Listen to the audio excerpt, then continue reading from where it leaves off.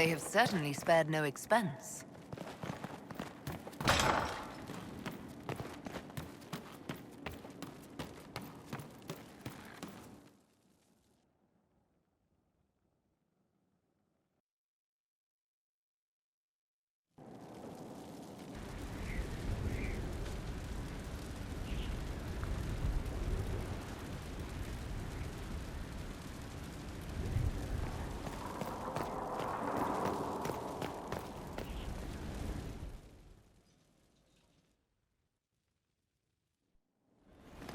Impressive, is it not?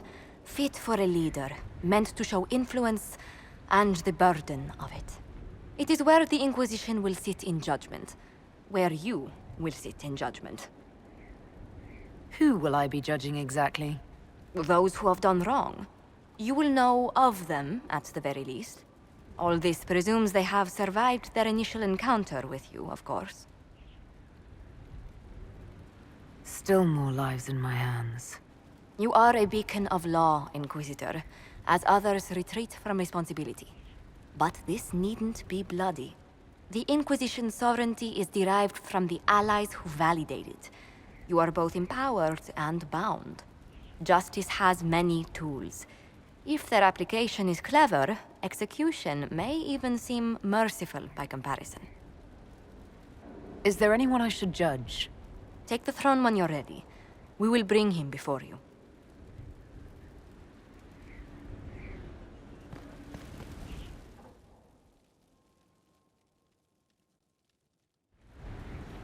You recall Gerion Alexius of Tevinter. Ferelden has given him to us as an acknowledgement of your aid. The formal charges are apostasy, attempted enslavement, and attempted assassination, on your own life, no less. Tevinter has disowned and stripped him of his rank. You may judge the former Magister as you see fit. Remind me, what's the precedent for nearly ripping apart time at the seams? I couldn't save my son. Do you think my fate matters to me? Will you offer nothing more in your defense? You've won nothing. The people you saved, the acclaim you've gathered. You'll lose it all in the storm to come. Render your judgment, Inquisitor.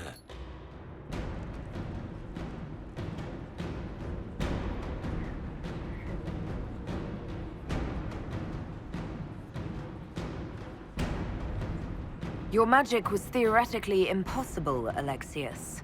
I could use people like you. Your sentence is to serve under guard as a researcher on all things magical for the Inquisition. No execution? Very well.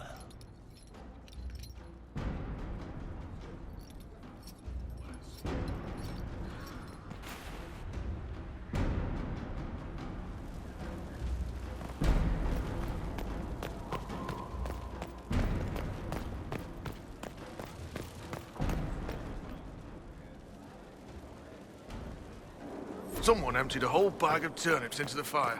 Ah, Maker, the smell is everywhere. I was going to use them for dinner and then... Sleep well? I've never done anything like that before, on a number of levels. I apologize.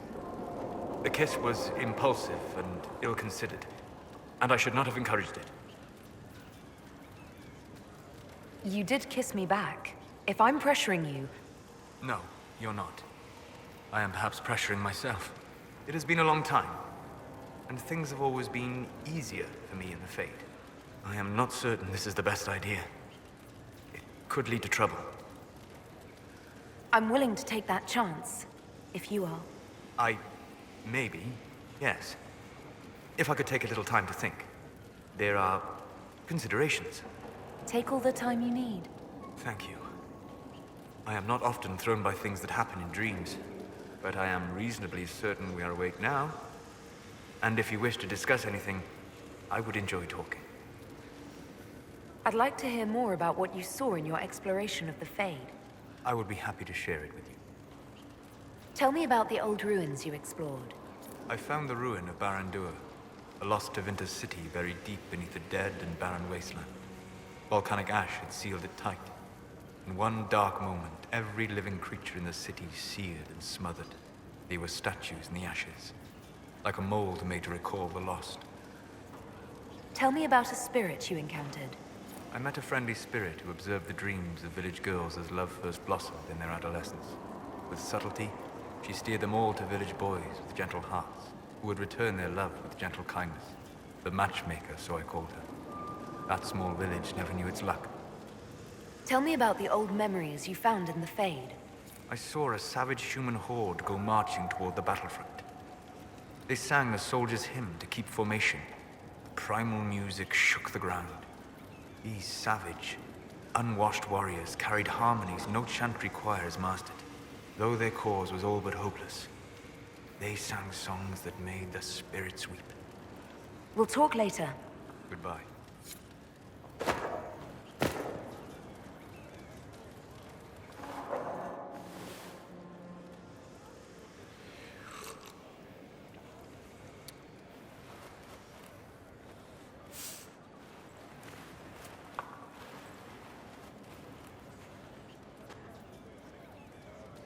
Something wrong with your tea? It is tea. I detest this stuff. But this morning, I need to shake the dreams from my mind. I may also need a favor. You just have to ask. One of my oldest friends has been captured by mages, forced into slavery. I heard the cry for help as I slept. I'd be happy to help. What did these mages use to capture your friend? Blood magic? A summoning circle, I would imagine. I'm sorry? My friend is a spirit of wisdom. Unlike the spirits clamoring to enter our world through the rifts, it was dwelling quite happily in the Fade. It was summoned against its will, and wants my help to gain its freedom and return to the Fade. I thought spirits wanted to find their way into this world. Some do, certainly. Just as many Orlesian peasants wish they could journey to exotic Rivain. But not everyone wants to go to Rivain. My friend is an explorer, seeking lost wisdom and reflecting it. It would happily discuss philosophy with you, but it had no wish to come here physically. Do you have any idea what the mages want with your friend? No. It knows a great deal of lore and history, but a mage could learn that simply by speaking to it in the Fade. It is possible that they seek information it does not wish to give, and intend to torture it. All right, let's go get your friend. Thank you. I got a sense of my friend's location before I awoke. I'll mark it on our map.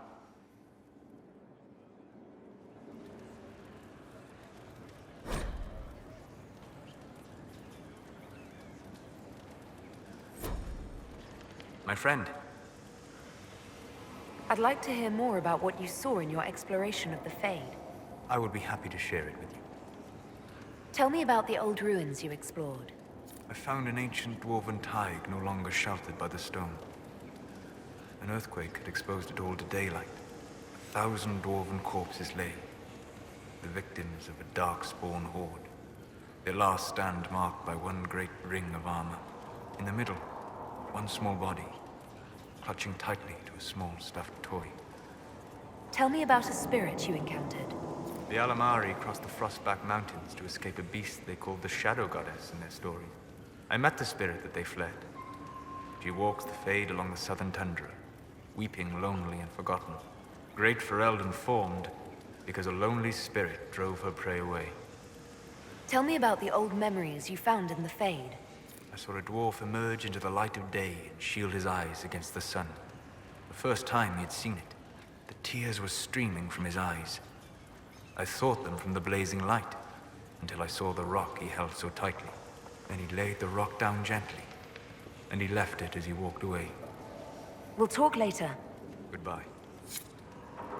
My friend, I need to know more about Corypheus.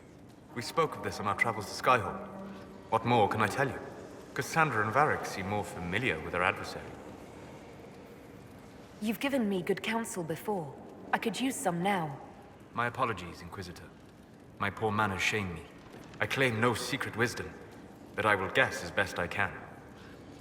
What do you think Corypheus will do next? You shamed him when you destroyed Haven. Spoiled his glorious victory.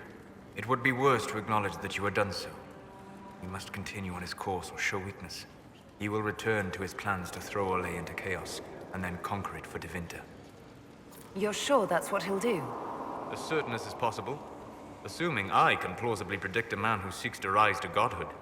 And can you? The key is understanding this. No real god need prove himself.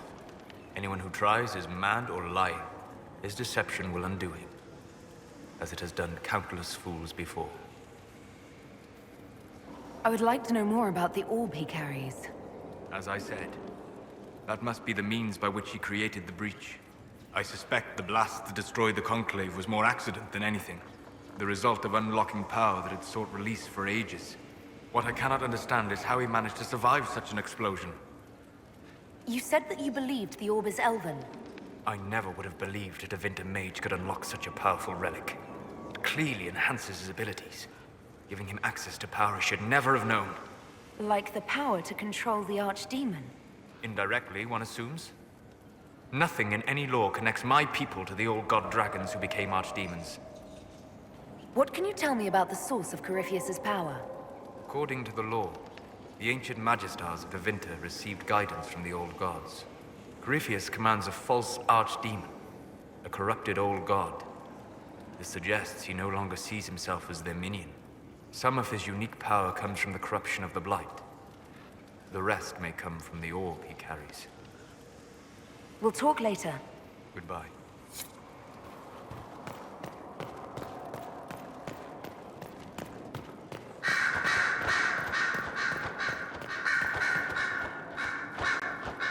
Brilliant, isn't it? One moment you're trying to restore order in a world gone mad. That should be enough for anyone to handle, yes? Then, out of nowhere, an archdemon appears and kicks you in the head. What? You thought this would be easy? No, I was just hoping you wouldn't crush our village like an anthill. Sorry about that. Archdemons like to crush, you know. Can't be helped. Am I speaking too quickly for you? The attack was unexpected. We're all rattled. I'm not rattled. I'm the hero of this tale. Then why isn't Corypheus after you? Good point. Does that make me a lackey? That's dangerous work. I always assumed the Elder One behind the Venatori was a Magister. But this is something else completely. In Tevinter, they say the Chantry's tales of Magisters starting the Blight are just that. Tales. But here we are. One of those very Magisters, a dark spawn. Who does the Imperium say started the Blight? You know how it is. Not us. They say Darkspawn were always there. Magisters and the Blight aren't even related. Is that a surprise? No one wants to admit they shit the bed. But if Corypheus is one of the Magisters who entered the Black City and he's Darkspawn, what other explanation is there? We only know what Corypheus claims to be. True. He might be a convincing liar, or delusional, or insane. But how many delusional maniacs are going to have that knowledge? He broke open the Fade. I knew what I was taught couldn't be the whole truth, but I assumed there had to be a kernel of it, somewhere. But no. It was us all along. We destroyed the world. You didn't do anything. Those men did. 1,000 years ago. True, except that one of them is up and walking around right now. Not to mention I have idiot countrymen who would happily follow him down that path again. No one will thank me whatever happens. No one will thank you either. You know that, yes?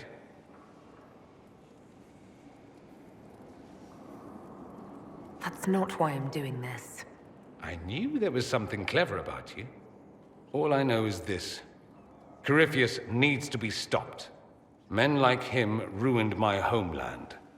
I won't stand by and let him ruin the world.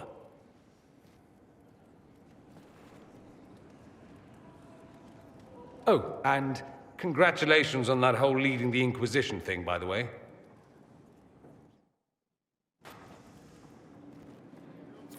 I'm told you have Alexius researching magic for you. Research is always what made him happiest. Perhaps I'll even go talk to him eventually. One word of advice. If he suggests altering time as a way to solve all your problems, give it a pass. I should go. As you wish.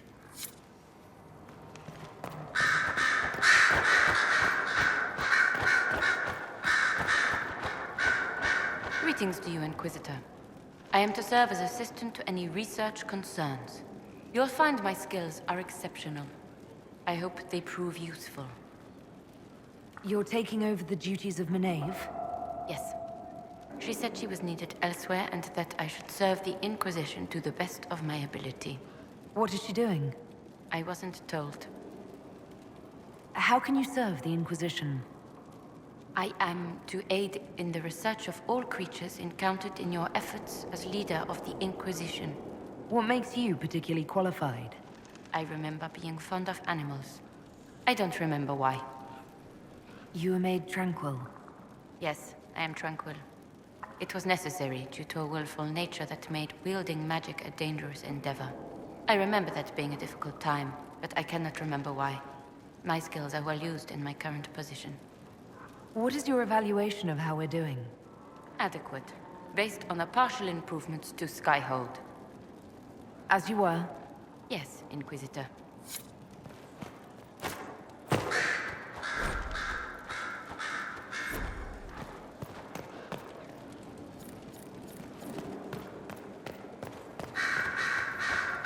Greetings, Inquisitor.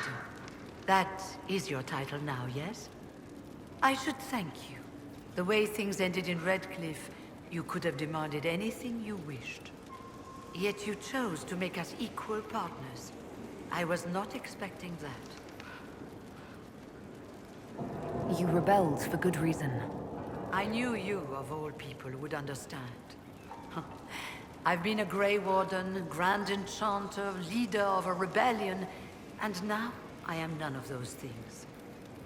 Odd where fate takes you, as you're no doubt well aware. You were once a Grey Warden. Mine is an unusual circumstance, Inquisitor. Normally one is part of the Order until death. But long ago I found myself stripped of what made me a Warden. They tried to reinitiate me, but nothing worked. Nor could they figure out how it happened. So I was sent to the Circle of Magi, the first Warden ever to be kicked out. Quite the achievement. You sound happy about it. Becoming a Warden seemed like a dream when I was first conscripted. Towards the end, however, my brothers and sisters, they felt I had somehow cheated death. I was glad to leave. It also made me unique in the Circle. I had an opportunity to do more than I ever could as a Warden. You mean you began the Mage Rebellion? I pushed for our vote to free the Circles of Magi. But I cannot claim sole responsibility for what followed. Still, despite all the chaos, I would do it again. What happened had to happen. I trust everything is well with the mages. There have been a few scuffles with your Templars, but overall, it is going well. You're not still the Grand Enchanter, then?